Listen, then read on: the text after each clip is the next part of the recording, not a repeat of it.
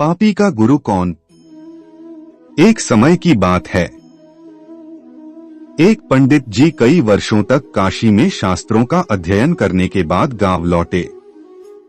पूरे गांव में शोहरत हुई कि काशी से शिक्षित होकर आए हैं और धर्म से जुड़े किसी भी पहेली को सुलझा सकते हैं। शोहरत सुनकर एक किसान उनके पास आया और उसने पूछ लिया, पंडित जी आप हमें यह बताइए कि पाप का गुरु कौन है? प्रश्न सुनकर पंडित जी चकरा गए। उन्होंने धर्म व आध्यात्मिक गुरु तो सुने थे, लेकिन पाप का भी गुरु होता है, यह उनकी समझ और ज्ञान के बाहर था। पंडित जी को लगा कि उनका अध्ययन अभी अधूरा रह गया है। वह फिर काशी लौटे। अनेक गुरुओं से मिले, लेकिन उन्हें किसान के सवाल का जवाब नहीं मिला। अचानक एक दिन उनकी मुलाकात एक गणिका वेश्या से हो गई। उसने पंडित जी से परेशानी का कारण पूछा तो उन्होंने अपनी समस्या बता दी।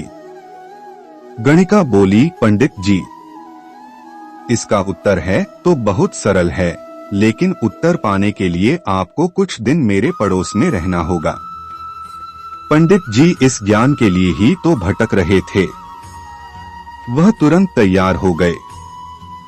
गणिका ने अपने पास ही उनके रहने की अलग से व्यवस्था कर दी। पंडित जी किसी के हाथ का बना खाना नहीं खाते थे। अपने नियमाचार और धर्म परंपरा के कट्टर अनुयायी थे। गणिका के घर में रहकर अपने हाथ से खाना बनाते खाते कुछ दिन तो बड़े आराम से बीते, लेकिन सवाल का जवाब अभी नहीं मिला। वह उत्तर की प्रतीक्षा में रहे। एक दिन गणिका बोली, पंडित जी, आपको भोजन पकाने में बड़ी तकलीफ होती है। यहाँ देखने वाला तो और कोई है नहीं। आप कहें तो नहा धोकर मैं आपके लिए भोजन तैयार कर दिया करूं। पंडित जी को राजी करने के लिए उसने लालच दिया, यदि आप मुझे इस सेवा का मौका दें तो मैं दक्षिणा में 5 स्वर्ण मुद्राएं भी प्रतिदिन आपको दूंगी। स्वर्ण मुद्रा का नाम सुनकर पंडित जी विचारने लगे। पकाया भोजन और साथ में सोने के सिक्के भी, अर्थात दोनों हाथों में लड्डू हैं। पंडित जी ने अपना नियम व्रत आचार विचार धर्म सब कुछ भूल गए। उन्होंने कहा, तुम्हारी जैसी इच्छा, बस विशेष ध्यान रखना कि मेरे कमरे में आते जाते तुम्हें कोई नहीं देखे।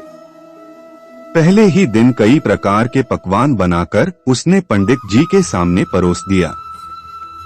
पर ज्यों ही पंडित जी ने खाना चाहा, उसने सामने से परोसी हुई थाली खींच ली।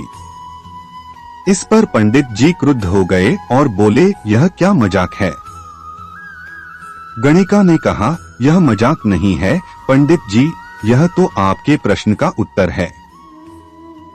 यहाँ आने से पहले आप भोजन तो दूर किसी के हाथ का पानी भी नहीं पीते थे, मगर स्वर्ण मुद्राओं के लोभ में आपने मेरे हाथ का बना खाना भी स्वीकार कर लिया। यह लोभ ही पाप का गुरु है।